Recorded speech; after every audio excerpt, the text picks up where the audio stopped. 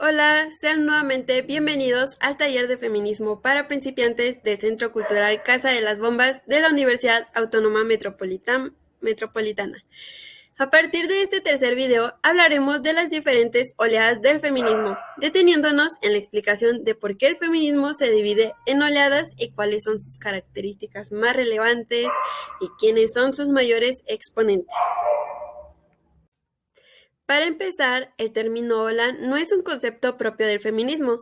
En realidad, son los teóricos de los movimientos sociales como Tarrow, De la Porta y Diani quienes vienen introduciendo una división en olas o en ciclo de protesta para hacer referencia a los movimientos sociales como fenómenos que no son ni estables ni estáticos a lo largo del tiempo, sino como fenómenos que nacen del resultado de una interacción entre diversos actores y que se van transformando en el tiempo.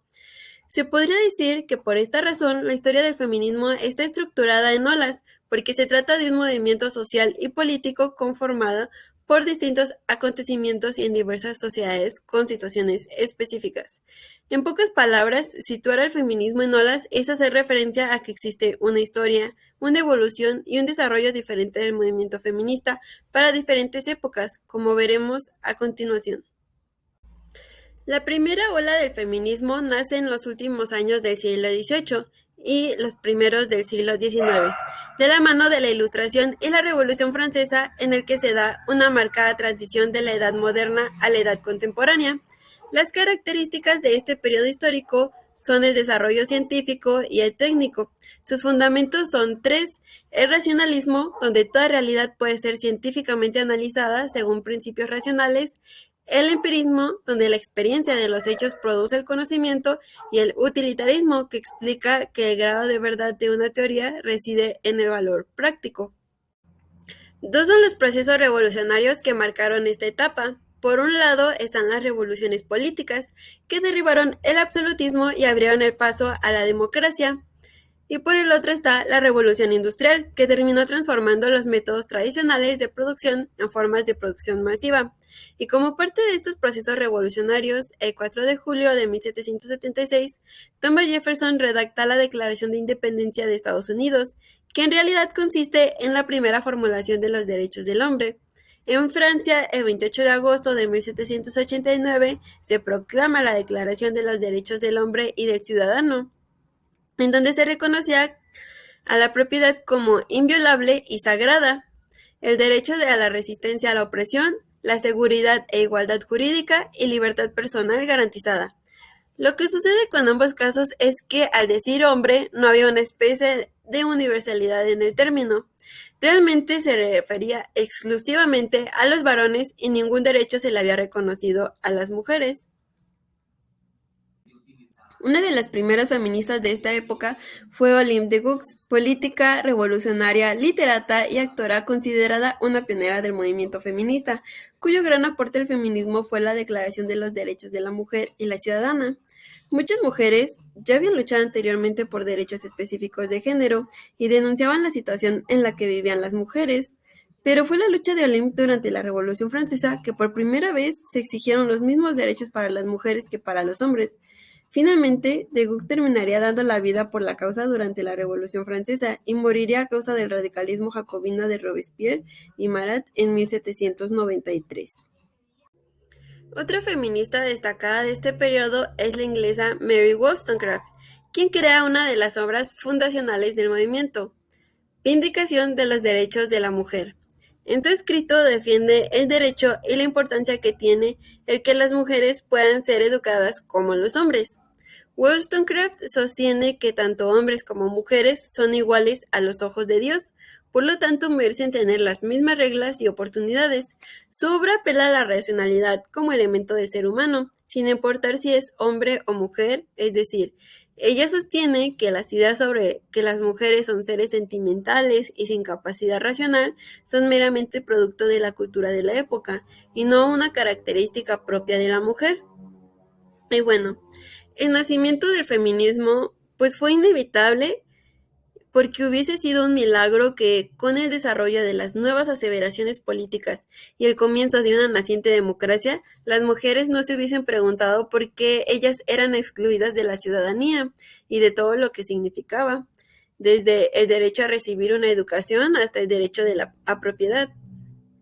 A pesar de que muchos libros de historia han dado a entender que las mujeres no fueron simples espectadoras a lo largo de la historia, muchas mujeres de esta época ya se cuestionaban la reclusión al hogar en la que vivían. En Francia del siglo XVIII, las mujeres fueron activas en todos los campos y salones literarios y políticos en donde se gestaba cultura y política del momento. Al poco tiempo, esos salones se extendieron a Londres y Berlín, y la Confederación de Amigas de la Verdad adquirió gran relevancia en el proceso revolucionario. Esta fue creada por Eta Pan y por la Asociación de Mujeres Revolucionarias, y en estos clubes se discutían los principios ilustrados y se apoyaba activamente los derechos de las mujeres en la esfera política. Las mujeres también participaron en la política a través del cuaderno de quejas. Estos fueron redactados en 1789 para hacer llegar a los Estados Generales las reclamaciones. En ese año, los Estados Generales tuvieron su reapertura y a los pocos días se constituyó una Asamblea General de la que mujeres fueron excluidas, por lo cual se hicieron oír por escrito en los cuadernos. Estos cuadernos suponían un testimonio colectivo de las esperanzas de cambio de las mujeres. Pero a todo esto, ¿qué querían las mujeres del siglo XVIII? Querían derechos a la educación, derecho al trabajo, derechos matrimoniales y respecto a sus hijas e hijos. Mary Nash añade que asimismo quedaban reflejados en los cuadernos de quejas y reclamaciones de las mujeres sus deseos de que la prostitución fuese abolida, así como los malos tratos y los abusos dentro del matrimonio. También formularon la necesidad de una mayor protección de los intereses personales y económicos de las mujeres en el matrimonio y la familia, y se hacían planteamientos políticos nítidos como el recogido en los cuadernos, el cual les voy a citar. Se podría responder que estando demostrado, y con razón, que un noble no puede representar a un plebeyo ni éste a un noble. Del mismo modo, un hombre no podría con mayor equidad representar a una mujer, puesto que los representantes deben tener absolutamente los mismos intereses que los representados. Las mujeres no podrían, pues, estar representadas más que por mujeres. ¿Esto qué quiere decir? Que las mujeres empezaban a tomar mayor conciencia y empezaban a querer ser autoras de su propia vida, de su propia historia. Después de esto, cuando la Asamblea Nacional proclama en 1789 la Declaración de los Derechos del Hombre y del Ciudadano, 2 años más tarde, aparece Olympe de Gouges con la ya mencionada Declaración de los Derechos de la Mujer y de la Ciudadana, donde denunciaba que la revolución había denegado los derechos políticos a las mujeres y, por tanto, que los revolucionarios mentían cuando se les llenaba la boca de principios universales, como la igualdad y la libertad, pero no dejarían a mujeres libres e iguales. Tras 4.000 páginas de escritos revolucionarios que abarcan obras de teatro, panfletos, libelos, novelas autobiográficas, textos filosóficos, satíricos, utópicos, Olympe no tuvo oportunidad en la Asamblea de París, ni siquiera en la Comedia Francesa, donde luchó por que sus obras fueran interpretadas. Y bueno, no todos los ilustrados fueron incoherentes.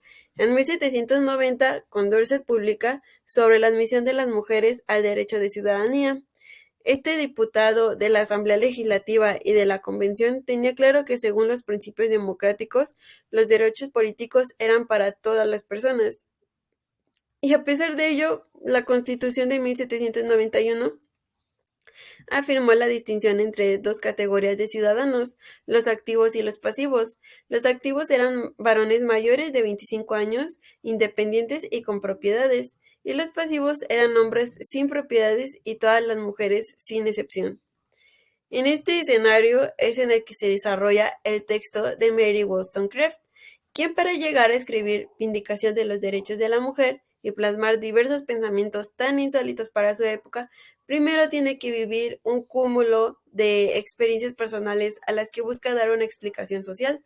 Wollstonecraft nace en Inglaterra en 1759 en una familia con 4 hermanos, con la que no tenían muchas carencias, pero su padre empezó a despilfarrar su dinero y bueno, también vivió protegiendo a su madre, que al igual que sus hermanos, sufrió una vida llena de violencia física y verbal.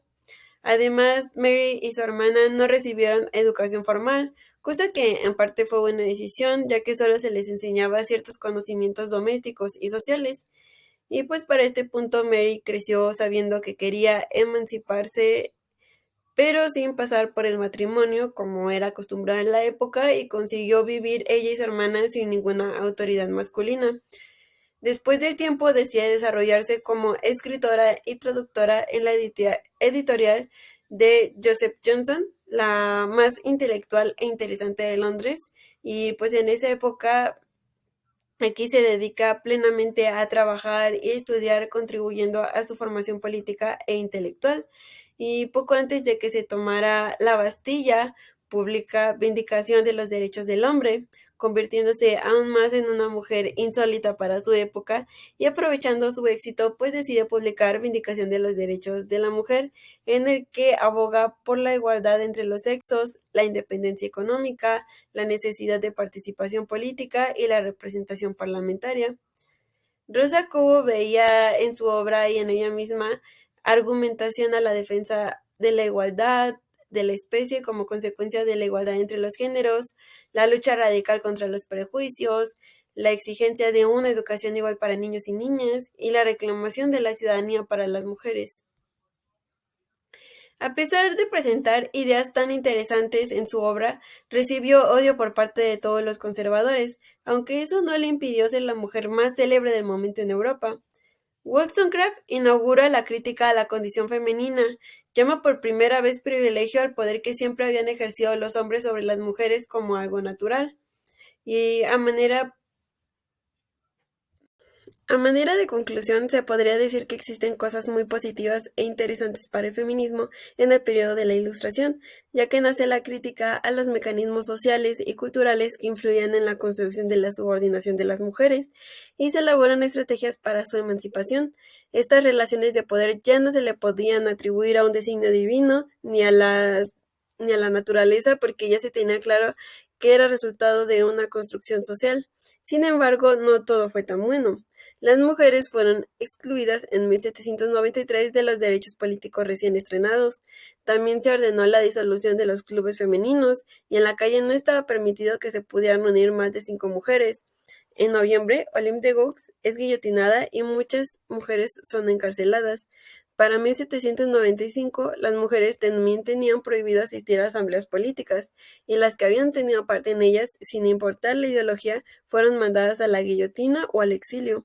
Y cuando todo esto parecía suficiente, 15 años más tarde se da a conocer el Código de Napoleón, que termina convirtiendo a las mujeres todavía más dependientes, obedientes y abnegadas, además de que el nuevo derecho penal fijó delitos específicos para ellas, muchos de los cuales mantenemos hasta nuestros días, como el adulterio y el aborto.